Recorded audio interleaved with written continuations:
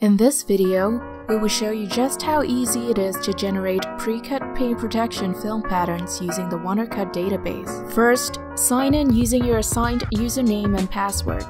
Next, select your desired function from the panel on the left. Go to the Database tab and enter the make, model, and year of the car pattern you are looking for.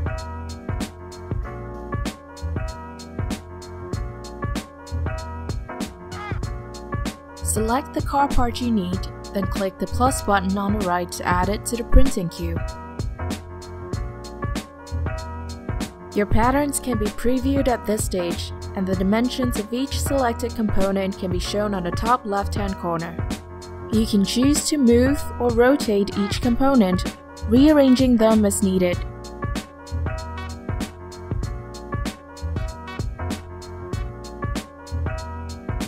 Once you are happy with the arrangement, go to the Cut tab, select the plotter attached to your computer.